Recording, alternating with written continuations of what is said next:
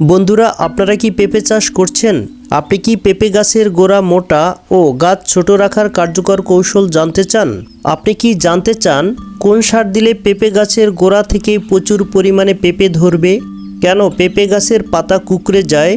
ফুল ধরেও কেন অনেক সময় ঝরে পড়ে? যদি এই সমস্যাগুলোর যে কোনো একটি আপনার বাগানে হয়ে থাকে তাহলে এই ভিডিওটি 1 সেকেন্ডও মিস করবেন না। আজকের এই ভিডিওতে আমরা দেখাবো একটি শতভাগ জৈব ও ঘরোয়া সার যা সঠিকভাবে প্রয়োগ করলে মাত্র 90 দিনের মধ্যেই গাছে গাছে 10 গুণ বেশি পেঁপে ধরতে শুরু করবে। আসসালামু আলাইকুম বন্ধুরা, আপনারা দেখছেন আধুনিক কৃষি তথ্যভিত্তিক ইউটিউব চ্যানেল Agro36। কৃষি ও গার্ডেনিং সম্পর্কে নিয়মিত আপডেট পেতে চাইলে চ্যানেলটিকে সাবস্ক্রাইব করতে ভুলবেন না। এর পাশাপাশি ভিডিওতে একটি লাইক করে দিবেন। চলুন তাহলে শুরু করা যাক। চারা রোপণ। চারা রোপণের সময় গাছের সারি এমন করতে হবে যা সারি থেকে সারির দূরত্ব 6 ফুট এবং গাছ থেকে গাছের দূরত্ব 6 ফুট হয়। আমরা সাধারণত পেঁপে গাছ সোজা করে লাগিয়ে থাকি। যদি সোজা না লাগিয়ে দক্ষিণ দিকে কাত করে অর্থাৎ 45 ডিগ্রি কোণ করে লাগাই তাহলে আমাদের যা লাভ হবে, গাছের গোড়া মোটা হবে, তাড়াতাড়ি ফলন আসবে, গাছের গোড়ায় প্রচুর শিকড় আসে, গাছটি তুলনামূলক খর্বাকৃতি হবে, দ্রুত লিকলিকে হবে না। যদি গাছটি আমরা স্ট্রেট করে অর্থাৎ সোজা করে লাগিয়ে দেই এতে করে গাছগুলো দ্রুত লম্বা হয়ে যায়, পাতার ইন্টারনোড বা পর্ব মধ্যে ফাঁকা থাকে, গাছের কাণ্ড লিকলিক বা পাতলা হয়, গাছের শিকড় তুলনামূলক কম হয় এবং ফলন আসতে দেরি হয়। এতে আরেকটি সমস্যা হয়, যেমন ঝড় আসলে গাছ পড়ে যায়। আপনারা যে গাছটি দেখছেন তার বয়স 40 দিন। গাছটি আমরা এখন 45 ডিগ্রি কোণ করে রোপণ করব।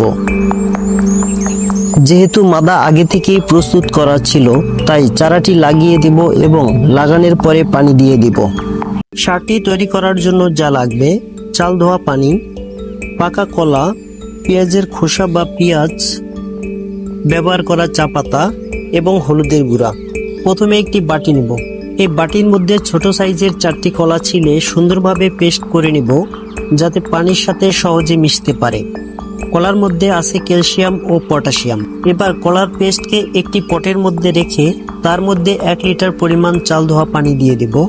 চাল ধোয়া পানির মধ্যে আছে প্রচুর পরিমাণে ভিটামিন ও প্রোটিন। এবার এর সাথে দিব 6 থেকে 8 চামচ ব্যবহার করা চা পাতা। যদি ব্যবহার করা না হয় অর্থাৎ নতুন চা পাতা হয় সেক্ষেত্রে 2 চামচ চা পাতা ব্যবহার করবেন। চা পাতার মধ্যে আছে প্রচুর পরিমাণে অনুখাদ্য এবং অল্প পরিমাণ নাইট্রোজেন, তাই চা পাতা গাছের জন্য খুবই উপযোগী। তারপর যে কাজটা করতে হবে সেটি হলো পেঁয়াজের খোসা দ্রবণটির মধ্যে মেশাতে হবে। এই পেঁয়াজের খোসার মধ্যে আমরা প্রচুর পরিমাণে potassium, calcium, phosphorus, zinc, copper, magnesium, iron, sulphur ইত্যাদি বিভিন্ন রকম পুষ্টিগুণ পেয়ে থাকি যা গাছগুলোকে সবুজ ও সতেজ রাখে। আমরা 1 লিটার পানির জন্য 25 গ্রাম পেঁয়াজের খোসা নেব। এবার আমরা দ্রবণটি কিছু সময় নাড়াচাড়া করে নেব। এভাবে 6 ঘন্টা পর রেখে দিতে হবে। 6 ঘন্টা রেখে দেওয়ার পরে আমরা কিন্তু এর থেকে তরল সার তৈরি করতে পারবো এবং গাছে প্রয়োগ করতে পারবো। তাহলে চলুন আমরা 6 ঘন্টা রেখে দিই। বন্ধুরা দেখতে পাচ্ছেন 6 ঘন্টা পরে ফিরে এলাম। দ্রবণটি কিন্তু তৈরি হয়ে গেছে এবং গাছে কিন্তু এটা প্রয়োগ করতে পারবো। এই দ্রবণ গাছে প্রয়োগ করার পূর্বে অবশ্যই দ্রবণটি ছেঁকে নিতে হবে।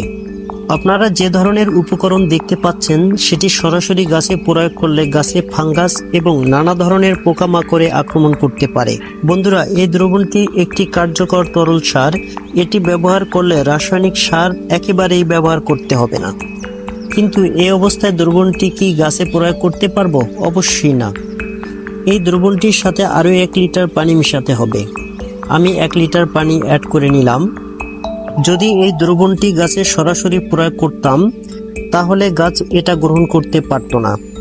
কোনো জিনিসকে গাছের মধ্যে পাতলা করে ব্যবহার করতে পারি তাহলে গাছ খুব সহজেই খাবারটি গ্রহণ করতে পারে। আর যদি মোটা করে বা ঘন করে গাছে প্রয়োগ করি তাহলে গাছ তা সহজে গ্রহণ করতে পারবে না। সেজন্য আমরা 1 লিটার পানি মিশিয়ে নিয়েছি।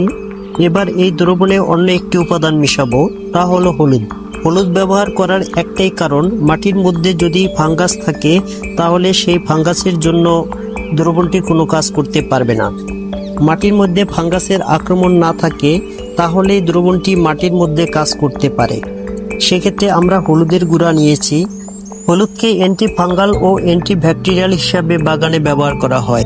এই হলুদ কিন্তু মাটির মধ্যে থাকা ফাঙ্গাসকে অতি সহজেই দূর করতে পারে। বন্ধুরা, তরল সারটি গাছে প্রয়োগের জন্য প্রস্তুত হয়ে গেল। দ্রবণটি প্রয়োগ করার পূর্বে গাছে আর কোনো খাবার দেওয়া যাবে না। এই দ্রবণটি দেওয়ার আগে কোনো খাবার দেব না এবং দ্রবণটি গাছে দেওয়ার 15 দিন পর্যন্ত আর কোনো খাবার দেব না। এই দ্রবণটি গাছে গ্রহণ করবে এবং এর থেকেই কিন্তু গাছের বৃদ্ধি আমরা দেখতে পাবো। এক্ষেত্রে আরেকটি জিনিস লক্ষ্য রাখতে হবে, সেটি হলো এই দ্রবণ প্রয়োগের আগের দিন গাছে পানি দিতে হবে, তাহলে সুন্দর বেনিফিট পাওয়া যাবে। এই পরিচর্যা এবং খাবারটা যদি গাছে প্রয়োগ করতে পারেন, প্রচুর পরিমাণে স্ত্রী ফুল আসবে। আর এই খাবারটি সকালে অথবা বিকেলে 15 দিন অন্তর অন্তর 3 বার প্রয়োগ করতে হবে। বন্ধুরা, এখানে একটি গুরুত্বপূর্ণ বিষয় আপনাদের জানাতে চাই। অনেকে প্রশ্ন করেন, পেঁপে গাছে যখন প্রচুর পেঁপে ধরে এবং ফলগুলো বড় হয়ে যায় তখন কেন গাছের ডগা কেটে দেওয়া হয়? দেখুন, গাছের ডগা থাকলে গাছের উপরের দিকে বাড়তেই থাকে, কিন্তু ডগা কেটে দিলে গাছের বাড়ন্ত বন্ধ হয় এবং গাছের সব খাবার সরাসরি পেঁপের দিকে চলে যায়। এর ফলে পেঁপে বড় হয়, ভারী এবং ঝরে পড়ার সমস্যা অনেক কমে যায়। এছাড়া গাছ খাটো ও মজবুত থাকে, বাতাসে হেলে পড়ে না। সবচেয়ে ভালো সময় হলো যখন গাছে 8 থেকে 12টি পেঁপে ভালোভাবে সেট হয়ে নারিকেল সাইজের মতো হয়ে যায়। তবে খেয়াল রাখবেন, ছোট গাছে বা কম ফল থাকলে কখনোই ডগা কাটবেন না। এই ছোট একটা কাজ করলে কিন্তু ফলন ও কোয়ালিটি দুটোই অনেক বেড়ে যায়। পাতা কোঁকড়ানো রোগের অন্যতম একটি নিয়ামক হলো মাকড়। সাধারণত কয়েক ধরনের মাকড় গাছে আক্রমণ করে: লাল মাকড়, অ্যাফিড বা জাপ পোকা এবং সাদামাছি। পাতা কুঁকড়ে যাওয়ার অন্যতম কারণ এই লাল মাকড়। এরা দেখতে এতটাই ছোট যে খালি চোখে দেখা যায় না। যে কোনো গাছের পাতায় এই পোকার আক্রমণ হতে পারে। এরা দেখতে লাল রঙের এবং পাতার নিচে থাকে। কিভাবে বুঝবেন এই পোকার আক্রমণ হয়েছে? এই পোকার আক্রমণে আক্রান্ত পাতার নিচের দিকে উল্টানো নৌকার মতো হয়ে যায়। এরা পাতার রস চুষে খায়, পাতা কুঁকড়ে একদম শুকিয়ে যায়, ফলে পাতা ও ফুলের কলিও ঝরে পড়ে। ফল আকারে ছোট হয়ে যায় এবং ফলের ধারণ ক্ষমতা হ্রাস পায়। অ্যাফিড বা জাপ আক্রমণ করলে সব ধরনের পাতা নিচের দিকে বসে রস শুষে খায়, ফলে গাছের পাতা কুঁকড়ে যায়। এমনকি এরা গাছের কাণ্ডেও আক্রমণ করে থাকে, ফলে কাণ্ড শুকিয়ে মারা যায়। আরেকটি শত্রু হচ্ছে সাদামাছি। এরা আকারে ছোট, হলুদ বর্ণের সাদা ডানা যা ঘন মোমের মতো গুঁড়া দিয়ে ঢাকা থাকে। এরা সাধারণত কচি চারা গাছকে আক্রমণ করে এবং কচি পাতার নিচে বসে রস শুষে খায়, ফলে পাতা কুঁকড়ে যায়। বন্ধুরা, ভিডিওটি কেমন হলো কমেন্টে জানাবেন। ভালো থাকবেন, সুস্থ থাকবেন এই কামনা করে শেষ করছি। খোদা হাফেজ।